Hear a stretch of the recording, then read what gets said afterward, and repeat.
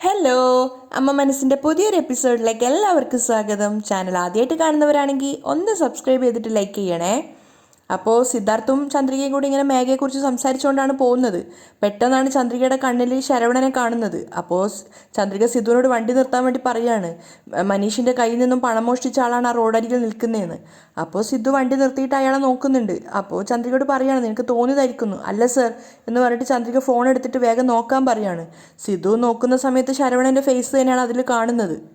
അപ്പോൾ സിദ്ധുവിനും ഏകദേശം ഉറപ്പായി ആ CCTV ഫുട്ടേജ് കാണുന്ന ആൾ തന്നെയാണത്.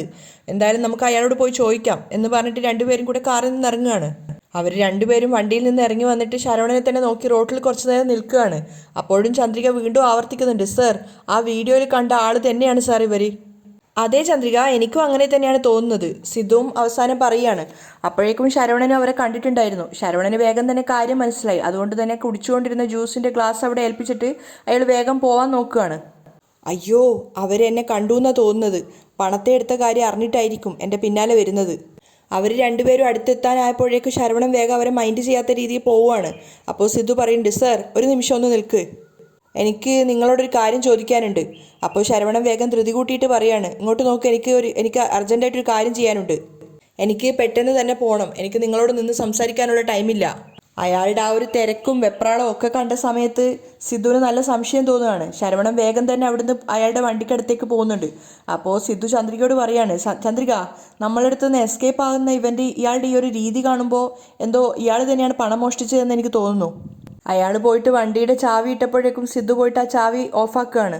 അത് കണ്ട സമയത്ത് ശരവണൻ ഒന്ന് പേടിക്കുന്നുണ്ടായിരുന്നു. അപ്പോൾ അയാൾ ചോദിക്കുകയാണ്, എന്തിനാ എൻ്റെ വണ്ടി നിർത്തിയത്? എൻ്റെ വണ്ടിയുടെ ചാവി ഇങ്ങോട്ട് താ. അപ്പോൾ സിദ്ധു അയാളെ നോക്കി ചിരിച്ചുകൊണ്ട് പറയാണ്, ഒരു നിമിഷം ഒന്ന് വെയിറ്റ് ചെയ്യ് ചന്ദ്രിക, ആ ഫോണൊന്ന് ഇങ്ങ് താ.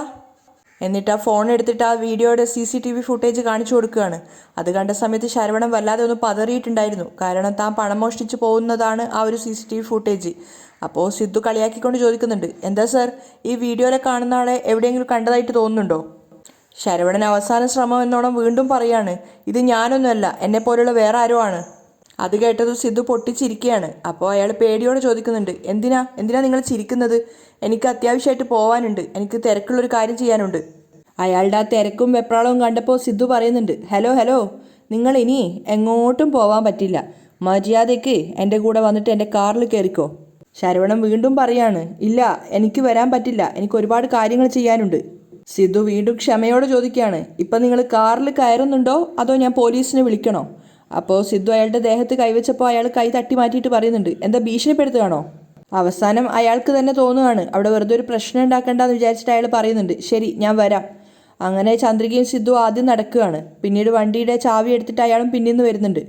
പക്ഷേ സിദ്ധുവിനെയും ചന്ദ്രികയും പറ്റിച്ചുകൊണ്ട് ശരവണൻ വേഗം പിന്നീന്ന് ഓടി രക്ഷപ്പെടാൻ നോക്കുകയാണ്. അപ്പോൾ ചന്ദ്രികയാണ് കാണുന്നത്. സിദ്ധുവിനോട് പറഞ്ഞപ്പോൾ സിദ്ധു അയാളെ ഫോളോ ചെയ്യുന്നുണ്ട്.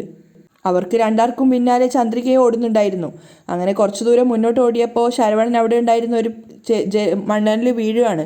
സിദ്ധുവിന് ദേഷ്യം വന്നിട്ടുണ്ടായിരുന്നു. സിദ്ധു അയാളെ പിടിച്ച് മൂക്കിന് 4 കുത്തുകയാണ്. മര്യാദയ്ക്ക് വണ്ടി കയറാൻ പറയുമ്പോൾ അഭ്യാസം കാണിക്കുന്നോ? അങ്ങനെ അവർ രണ്ടുപേരും കൂടെ അവിടെ ഒരു ഫൈറ്റ് നടക്കുകയാണ്. സിദ്ധു പറയുന്നുണ്ട്, മര്യാദയ്ക്ക് പറഞ്ഞാൽ നിനക്ക് കേൾക്കില്ലേ? ശരവണനും വിട്ടുകൊടുക്കുന്നുണ്ടായിരുന്നില്ല. അവർ രണ്ടുപേരും ചേർന്ന് നല്ലൊരു ഫൈറ്റ് തന്നെയാണ് നടന്നുകൊണ്ടിരുന്നത്. ചന്ദ്രിക അവർക്ക് രണ്ടുപേർക്കും ഇടയിൽ നിന്നിട്ട് സിദ്ധുവിനെ രക്ഷിക്കാൻ വേണ്ടി ശ്രമിക്കുന്നുണ്ട്. ആ സമയത്ത് ശരവണൻ പിടിച്ചുന്തിയപ്പോൾ സിദ്ധു അവിടെ ഒരു കോൺക്രീറ്റ് പണി നടക്കുന്ന ഒരു ചെറിയൊരു കുഴിയിലേക്ക് വീഴുകയാണ്. ആ ഒരു സമയം കൊണ്ട് ശരവണൻ വേഗം ഓടി രക്ഷപ്പെടുന്നുണ്ട്. അപ്പോൾ ചന്ദ്രിക സിദ്ധുവിനെ രക്ഷിക്കാൻ ശ്രമിക്കുകയാണ്. പക്ഷേ ചന്ദ്രികയ്ക്ക് പറ്റുന്നുണ്ടായിരുന്നില്ല. അങ്ങനെ സിദ്ധു തന്നെ ലാസ്റ്റ് ആ കുഴിയിൽ നിന്ന് അകത്തേക്ക് കയറുകയാണ്. ആ സമയം കൊണ്ട് ശരവണൻ ഓടിയിട്ട് അയാളുടെ വണ്ടിയുടെ അടുത്ത് എത്തിയിട്ടുണ്ടായിരുന്നു. പക്ഷേ സിദ്ധുവും ചന്ദ്രിക അയാൾക്ക് പിന്നാലെ തന്നെ വന്നിട്ടുണ്ടായിരുന്നു. അവർ വന്നു നോക്കുന്ന സമയത്ത് വണ്ടിയെടുത്ത് പോകാൻ നിൽക്കുകയാണ് ശരവണൻ. പക്ഷേ അയാളെ പിടിക്കാൻ വേണ്ടിയിട്ട് സിദ്ധുവും ചന്ദ്രികയ്ക്കും സാധിച്ചില്ല. അയാൾ വേഗം അവിടെ നിന്ന് ഓടി രക്ഷപ്പെടുകയാണ്. പക്ഷേ സിദ്ധുവും ചന്ദ്രികയും കാറിൽ കയറിയിട്ട് അയാളെ ഫോളോ ചെയ്യുന്നുണ്ടായിരുന്നു. കുറേ ദൂരം മുന്നോട്ട് പോയപ്പോൾ പിന്നെ അവിടെ ഒരു വഴി ശരിക്കും ഉണ്ടായിരുന്നില്ല. അപ്പോൾ പിന്നെ എങ്ങോട്ടാണ് പോകേണ്ടതെന്ന് അറിയാതെ ശരവണൻ ഇങ്ങനെ പതുങ്ങി നിൽക്കുകയാണ്. അപ്പോഴേക്കും കാറിൽ നിന്ന് സിദ്ധുവും ചന്ദ്രിക ഇറങ്ങിയിട്ട് സിദ്ധു അയാളെ പിടിച്ച് 4 പൊട്ടിച്ചു കൊടുക്കുകയാണ്. എവിടേക്ക് പോവാടാ എന്ന് പറഞ്ഞിട്ട് പിടിച്ചു വെക്കുകയാണ്. അപ്പോൾ വീട് എന്ന് പറഞ്ഞില്ല എന്നൊക്കെ പറഞ്ഞ് അയാളും ഇങ്ങനെ പ്രശ്നം ഉണ്ടാക്കുന്നുണ്ട്. അപ്പോൾ സിദ്ധു പറയാണ്, നോക്ക്, ആ 25 ലക്ഷം രൂപ നീയാണ് മോഷ്ടിച്ചതെന്ന് എനിക്ക് നന്നായിട്ട് അറിയാം. ഇല്ല ഞാൻ എടുത്തിട്ടില്ല. അയാൾ വീണ്ടും ആവർത്തിക്കുകയാണ്, എന്ത് നീ എടുത്തിട്ടില്ലേ? ചന്ദ്രിക ആ ഫോണിങ് ഇതാ എന്ന് പറഞ്ഞിട്ട് മനീഷിനെ വീഡിയോ കോൾ ചെയ്യാണ്. മനീഷ് ഫോൺ എടുത്തപ്പോൾ തന്നെ ഹലോ സിദ്ധു സർ എന്ന് പറയുന്നുണ്ട്. മനീഷ് നിൻ്റെ കാറിൽ നിന്ന് 25 ലക്ഷം രൂപ കാണാതെ പോയില്ലേ, അത് എടുത്ത ആൾ ഇതാണോ എന്നൊന്ന് നോക്ക് എന്ന് പറഞ്ഞിട്ട് വീഡിയോ കോളിൽ ശരവണനെ കാണിച്ചു കൊടുക്കുകയാണ്. ശരവണനെ കണ്ടപ്പോൾ തന്നെ മനീഷിന് മനസ്സിലായിട്ടുണ്ടായിരുന്നു, ഇവൻ തന്നെയാണ് സാർ, ഇവൻ തന്നെയാണ് എൻ്റെ കാറിൽ നിന്ന് പണം മോഷ്ടിച്ചത്, അവനെ ഒരു കാരണവശാലും വിടരുത് സാർ. അപ്പോൾ സിദ്ധു പറയുന്നുണ്ട്, ഇല്ല മനീഷ്, ഒരു കാരണവശാലും ഇവനെ വിടില്ല, ഞങ്ങൾ ഇവനെയും കൊണ്ട് ഓഫീസിലേക്ക് വരാം, നീയും ഓഫീസിലേക്ക് വാ. ശരി സാർ. മനീഷ് കോൾ കട്ട് ചെയ്യാണ്. അപ്പോൾ ചന്ദ്രികയോട് സിദ്ധു പറയുന്നുണ്ട്, ചന്ദ്രിക കാറിൽ നിന്നും കയറെടുത്തിട്ട് വാ. എന്നിട്ട് ശരവണൻ്റെ കൈ രണ്ടും ചേർത്തിട്ട് പിന്നിൽ അവർ കയറ് വെച്ച് കെട്ടുകയാണ്. എന്നിട്ടാണ് ശരവണൻ ഇത്തവണ കാറിൽ കയറ്റിയത്. കൈ കെട്ടിയിട്ട നിലയിൽ കാറിൻ്റെ പിൻസീറ്റിൽ ഇരിക്കുകയാണ് ശരവണൻ. ആ സമയത്ത് അയാൾ ചിന്തിക്കുന്നുണ്ട്, കഷ്ടമുണ്ടല്ലോ, ഇവരെ കയ്യിൽ ഞാൻ പിടിക്കപ്പെട്ടല്ലോ, എന്ത് വന്നാലും ഇതിന് പിന്നിൽ മേഘമോളാണെന്ന് ഒരു കാരണവശാൽ ഇവരറിയാൻ പാടില്ല. അങ്ങനെ സിദ്ധു അയാളെയും കൂട്ടിക്കൊണ്ട് ഓഫീസിലേക്കാണ് പോകുന്നത്. ആ സമയം കൊണ്ട് മനീഷ് ഓഫീസിൽ എത്തിയിട്ടുണ്ടായിരുന്നു. മനീഷ് നേരെ മേഘയുടെ ക്യാബിനിലേക്കാണ് പോകുന്നത്. നിന്നോട് ഇങ്ങോട്ടേക്ക് വരരുതെന്ന് ഞാൻ പറഞ്ഞിട്ടില്ലേ, മേഘ തട്ടിക്കയറുകയാണ്. അപ്പോൾ മനീഷ് പറയുന്നുണ്ട്, സിദ്ധാർത്ഥ് സാറാണ് എന്നോട് ഇങ്ങോട്ടേക്ക് വരാൻ പറഞ്ഞത്, എന്തിനാ വരാൻ പറഞ്ഞത്? അപ്പോഴാണ് മനീഷ് പറയുന്നത്, എൻ്റെ കയ്യിൽ നിന്നും ആ 25 ലക്ഷം രൂപ മോഷ്ടിച്ചവനെ അവർ രണ്ടുപേരും കണ്ടുപിടിച്ചു, അതിൻ്റെ തെളിവിന് വേണ്ടിയിട്ടാണ് എന്നോട് ഇങ്ങോട്ടേക്ക് വരാൻ പറഞ്ഞത്. അത് കേട്ടതും മേഘ വല്ലാതെ പരിഭ്രമിക്കുകയാണ്. അയ്യോ, അച്ഛൻ പിടിക്കപ്പെട്ടതാണല്ലോ തോന്നുന്നത്. അദ്ദേഹത്തെ അടയാളം കാണിക്കുന്നതിന് മുന്നേ ഇവനെ എങ്ങനെയെങ്കിലും ഇവിടുന്ന് പറഞ്ഞു വിടണമല്ലോ. എങ്ങനെയെങ്കിലും മനീഷിനെ പുറത്താക്കാനുള്ള പ്ലാനായിരുന്നു മേഘ ആലോചിക്കുന്നത്. അപ്പോൾ അവൾ വീണ്ടും ദേഷ്യത്തോടെ മനീഷിനോട് പറയുന്നുണ്ട്, ഇങ്ങോട്ടേക്ക് വരരുതെന്ന് നിന്നോട് എത്ര പ്രാവശ്യം പറഞ്ഞതാ, പിന്നെയും എന്തിനാ വന്നുകൊണ്ടിരിക്കുന്നത്, ആദ്യം നീ ഇവിടുന്ന് ഇറങ്ങിപ്പോ. അപ്പോൾ മനീഷും അവളോട് പറയുന്നുണ്ട്, സിദ്ധു സാർ വരുന്നത് വരെ ഞാൻ ഇവിടെ നിന്ന് എങ്ങോട്ടും പോകാൻ പോകുന്നില്ല. അപ്പോഴേക്കും മേഘ സെക്യൂരിറ്റിയെ വിളിക്കുകയാണ്. എന്നിട്ട് മനീഷ് മുറിയിൽ വന്നിട്ടുണ്ടെന്നും അവനെ പിടിച്ച് പുറത്താക്കണമെന്നും പറയുന്ന സമയത്ത് സെക്യൂരിറ്റിക്കാർ രണ്ടുപേരും അങ്ങോട്ടേക്ക് പോകുന്നുണ്ട്. അങ്ങനെ മനീഷിനെ അവർ മേഘയുടെ മുറിയിൽ നിന്നും പുറത്തേക്ക് കൊണ്ടുവരികയാണ്. മനീഷ് എത്ര പറഞ്ഞിട്ട് അവരതൊന്നും കേൾക്കുന്നുണ്ടായിരുന്നില്ല. മേഘയുടെ വാക്ക് മാത്രം വിലക്കെടുക്കുകയാണ്. അങ്ങനെ പുറത്തെത്തുന്ന സമയത്ത് കൃത്യം ചന്ദ്രികയും സിദ്ധു അവിടെ എത്തിയിട്ടുണ്ടായിരുന്നു കാറിൽ. അപ്പോൾ സിദ്ധു ആ സെക്യൂരിറ്റിക്കാരോട് ദേഷ്യപ്പെടുകയാണ്. ഹലോ, എന്തിനാണ് മനീഷിനെ പിടിച്ച് പുറത്തേക്ക് തള്ളുന്നത്? അപ്പോൾ സെക്യൂരിറ്റിക്കാർ പറയുന്നുണ്ട്, മേഘ മാഡം പറഞ്ഞിട്ടാണ് സർ. അവൾ പറഞ്ഞെന്ന് വിചാരിച്ചിട്ട് ഇങ്ങനെയാണോ ചെയ്യേണ്ടത്? ഓഫീസിലെ സ്റ്റാഫല്ലേ അയാളോട് ഇങ്ങനെയാണോ പെരുമാറേണ്ടത്? ആദ്യം സ്റ്റാഫുകളോട് എങ്ങനെയാണ് പെരുമാറേണ്ടത് പഠിക്ക്, പോ അകത്തേക്ക് എന്ന് പറഞ്ഞിട്ട് സിദ്ധു അവരോട് ദേഷ്യത്തോടെ സംസാരിക്കുകയാണ്.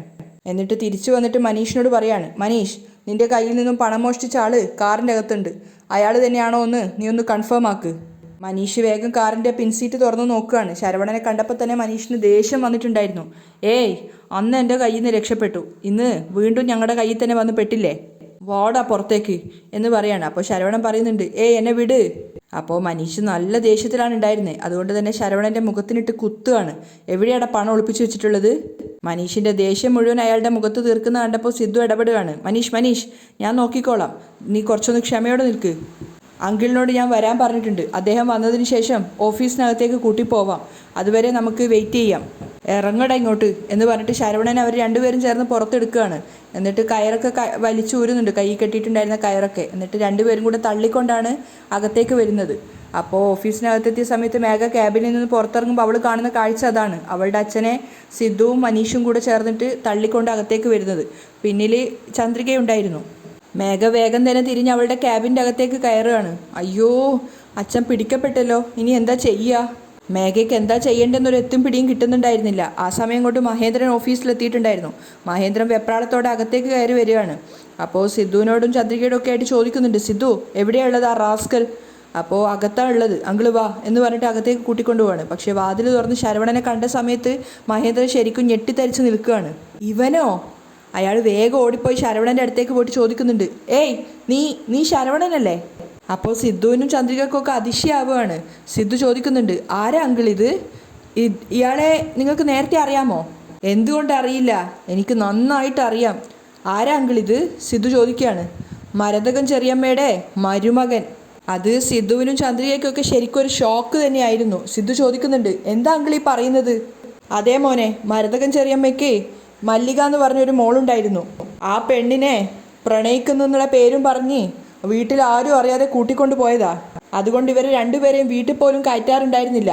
എന്നിട്ട് ശരവണനോട് ചോദിക്കുകയാണ്, അല്ല, നീയും മല്ലികയും ആക്സിഡൻറ്റിൽ മരിച്ചു പോയെന്നാണല്ലോ കേട്ടിട്ടുണ്ടായിരുന്നത്, ഇപ്പോഴും ജീവനോടെ ഉണ്ടോ? എനിക്കൊന്നും മനസ്സിലാവുന്നില്ലടാ. അത്രയും നേരം ക്ഷമയോടെ നിന്ന ശരവണൻ പറയുന്നുണ്ട്, ആക്സിഡൻറ്റിൽ മരിച്ചു പോയത് എൻ്റെ ഭാര്യ മാത്രമാണ്. ഞാൻ മരിച്ചിട്ടുണ്ടായിരുന്നില്ല. പക്ഷെ എന്നെ കണ്ടു കഴിഞ്ഞാൽ നിങ്ങളെല്ലാവരും ദേഷ്യപ്പെടുന്നുള്ളത് കൊണ്ടാണ് ഞാൻ നിങ്ങളുടെ വീടിൻ്റെ അടുത്ത് പോലും വരാതിരുന്നത്. ഞാൻ ജീവനോടെ ഉണ്ടെന്ന് മരതകം അമ്മായിക്ക് പോലും അറിയില്ല. അപ്പോൾ മഹേന്ദ്രൻ ചോദിക്കുകയാണ്, അങ്ങനെയാണെങ്കിൽ മനീഷിൻ്റെ കാറിൽ നിന്നും പണം മോഷ്ടിച്ചത് നീയാണോ? അയാൾ അതിന് മറുപടി ഒന്നും പറയുന്നില്ല. അപ്പോൾ മനീഷ് പറയുന്നുണ്ട്, അതെ സാർ, ഇയാൾ തന്നെ എൻ്റെ കാറിൽ നിന്നും പണം മോഷ്ടിച്ചത്. ഇതാ സാർ വീഡിയോ നോക്ക് എന്ന് പറഞ്ഞിട്ട് മനീഷ് ഫോണിൽ നിന്ന് CCTV ഫുട്ടേജ് കാണിച്ചു കൊടുക്കുകയാണ്. അത് കണ്ട സമയത്ത് ദേഷ്യത്തോടെ മഹേന്ദ്രൻ പറയുന്നുണ്ട്, ഏയ് നീ കാരണം ഞങ്ങൾക്ക് എപ്പോഴും അപമാനം മാത്രമേ ഉണ്ടായിരുന്നുള്ളൂ. പ്രണയിക്കുന്നു എന്നുള്ള പേരും പറഞ്ഞിട്ട് മല്ലികയെ പറ്റിച്ചു. അവളുടെ കയ്യിലുണ്ടായിരുന്ന പണമൊക്കെ മോഷ്ടിച്ച് നീ രക്ഷപ്പെട്ടു. ഇന്നിപ്പോൾ ഓഫീസിലുണ്ടായിരുന്ന പണവും മോഷ്ടിക്കാൻ ശ്രമിക്കുകയാണ്. നീ നിൻ്റെ സ്വഭാവം മാറ്റുകയില്ലേ? മഹേന്ദ്രൻ തട്ടിക്കയറുകയാണ്. അപ്പോഴാണ് മേഘ അങ്ങോട്ടേക്ക് വന്നിട്ട് മെല്ലെ വാതിൽ തുറന്ന് നോക്കുകയാണ് പുറത്തുനിന്ന് എന്താ സംഭവിക്കുന്നതെന്ന് അറിയാൻ വേണ്ടിയിട്ട്. അപ്പോഴാണ് സിദ്ധു പറയുന്നത്, അങ്കിൾ നമുക്കിവനെ പോലീസിൽ ഏൽപ്പിക്കാം. അത് കേട്ടതും മേഘ വല്ലാതെ ഞെട്ടിത്തരിച്ച് നിൽക്കുകയാണ്. അപ്പോൾ മഹേന്ദ്രൻ പറയുന്നുണ്ട് ശരവണനോട്, ഏയ് ആദ്യം പണം എവിടെയാണ് കൊണ്ടുപോയിട്ട് ഒളിപ്പിച്ച് വെച്ചതെന്ന് വെച്ചാൽ അത് പറ.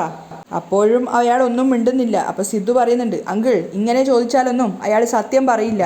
പോലീസിൽ ഏൽപ്പിച്ചിട്ട് അവർ ചോദിക്കേണ്ട രീതിയിൽ ചോദിച്ചാൽ അയാൾ സത്യം പറഞ്ഞോളും.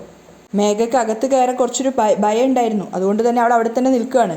അപ്പോൾ സിദ്ധു വീണ്ടും ദേഷ്യത്തോടെ ശരവണനോട് പറയുന്നുണ്ട്, നിന്നോടാ ചോദിച്ചത് പറയടാ എന്ന് പറഞ്ഞിട്ട് അയാളുടെ മൂക്കിനിട്ട് ഇടിക്കുകയാണ്. അപ്പോഴേക്കും സിദ്ധുവിൻ്റെ ഇടികൊണ്ട് തന്നെ അയാൾ അവിടെ സോഫയിലേക്ക് വീഴുന്നുണ്ടായിരുന്നു. അത് കണ്ടതും മേഘയ്ക്ക് വല്ലാത്ത സങ്കടം തോന്നുകയാണ്. കാരണം അവളുടെ അച്ഛനെയാണ് സിദ്ധാർത്ഥ് തല്ലുന്നത്.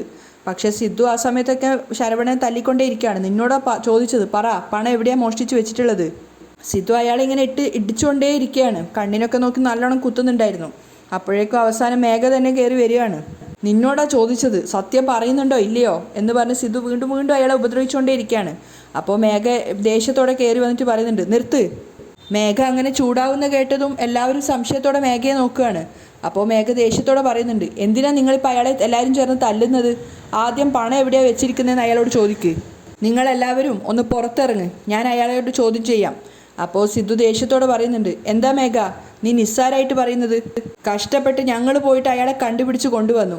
നീ നിൻ്റെ ഇഷ്ടത്തിന് ഞങ്ങളോട് പുറത്തിറങ്ങി പോകാൻ പറയാണോ? അപ്പോൾ മേഘ ദേഷ്യത്തോടെ സിദ്ധുവിനോട് പറയുന്നുണ്ട്, സിദ്ധു ഇത് എൻ്റെ കമ്പനിയാ. കാണാതെ പോയത് എൻ്റെ കമ്പനിയിലെ പണമാണ്. അതുകൊണ്ട് എനിക്കാണ് റെസ്പോൺസിബിലിറ്റി കൂടുതലായിട്ടുള്ളത്. നിങ്ങളുടെ ഇഷ്ടത്തിന് ഇയാൾ ഒരുപാട് തല്ലിയിട്ട് ഇയാൾക്ക് എന്തെങ്കിലും സംഭവിച്ചു കഴിഞ്ഞാൽ ആ പണത്തിന് ആരാണ് മറുപടി പറയുക? അതുകൊണ്ടാണ് ഞാൻ പറഞ്ഞത്, ഞാൻ ചോദ്യം ചെയ്തോളാം. നിങ്ങളെല്ലാവരും പുറത്തു നിൽക്ക്. അപ്പോൾ സിദ്ധു മഹേന്ദ്രനോട് പറയുന്നുണ്ട്, അങ്കിൾ എന്താ അങ്കിൾ അവൾക്ക് തോന്നിയ പോലെയൊക്കെ അവൾ വിളിച്ചു പറയുന്നത്, നിങ്ങളിത് കേട്ട് മിണ്ടാതെ നിൽക്കുന്നത്? പക്ഷേ മേഘയോട് സംസാരിച്ചിട്ട് കാര്യമില്ലെന്ന് അറിയുന്നത് കൊണ്ട് തന്നെ മഹേന്ദ്രൻ സിദ്ധാർത്ഥിനെയും ചന്ദ്രികയൊക്കെ കൂട്ടിയിട്ട് പുറത്തേക്ക് പോവാണ്. മനീഷും അവരുടെ കൂടെ തന്നെ പുറത്തേക്ക് പോയിട്ട് കാത്തു നിൽക്കുന്നുണ്ടായിരുന്നു. ആ സമയത്ത് എല്ലാവരും പുറത്തിറങ്ങിയിട്ട് വാതിലടച്ചപ്പോൾ മേഘ അച്ഛനോട് പറയുന്നുണ്ട്, എൻ്റെ അച്ഛോ എന്താ ഇങ്ങനെ ഇവരെ കയ്യിൽപ്പെടാൻ കാരണം? ഞാൻ നിങ്ങളോട് ശ്രദ്ധയോടെ നിൽക്കണമെന്ന് പറഞ്ഞതല്ലേ? അയാളൊന്നും പറയാതെ തലതാഴ്ത്തി നിൽക്കുകയാണ്. ഇതിപ്പോൾ നിങ്ങളും പെട്ടു, എന്നെയും പെടുത്തിക്കാനുള്ള ശ്രമത്തിലാണോ? ഇനി എന്താ ചെയ്യുക? അപ്പോൾ അയാൾ പറയുന്നുണ്ട്, മോള് പറ, അതുപോലെ അച്ഛൻ ചെയ്തോളാം. മേഘ അയാൾക്ക് കുറേ കാര്യങ്ങളൊക്കെ ഉപദേശിച്ചു കൊടുക്കുകയാണ്. എല്ലാം കേട്ടതിന് ശേഷം അയാളും പറയുന്നുണ്ട്, ശരി മോളെ നീ പറഞ്ഞതുപോലെ ചെയ്യാം. ശരി. മേഘയും പുറത്തേക്ക് വരികയാണ്. മേഘയെ കാത്തിട്ട് എല്ലാവരും വെയിറ്റ് ചെയ്യുന്നുണ്ടായിരുന്നു. പുറത്ത് വന്ന് കാത്തു നിൽക്കുന്നവരോടായിട്ട് മേഘ പറയുന്നുണ്ട്, അയാൾ എടുത്ത പണം തിരിച്ചു തരാമെന്ന് പറഞ്ഞിട്ടുണ്ട്. ഒരു 2 മണിക്കൂർ കൊണ്ട് നമുക്ക് നമ്മുടെ നഷ്ടപ്പെട്ട പണം തിരിച്ചു കിട്ടും. പണം കിട്ടിയതിന് ശേഷം അയാളെ എന്താ ചെയ്യേണ്ടതെന്ന് നമുക്ക് എല്ലാവർക്കും കൂടെ തീരുമാനിക്കാം. എല്ലാവരെയും വിശ്വസിപ്പിക്കുന്ന രീതിയിൽ ഒരു കള്ളം പറഞ്ഞിട്ട് മേഘ അവിടുന്ന് വേഗം പോവുകയാണ്. മേഘ പറഞ്ഞത് വിശ്വസിക്കാനാവാതെയാണ് അവരെല്ലാവരും അവിടെ നിൽക്കുന്നത്. അവിടെയാണ് ഇന്നത്തെ എപ്പിസോഡ് വൈൻഡപ്പ് ചെയ്യുന്നതും.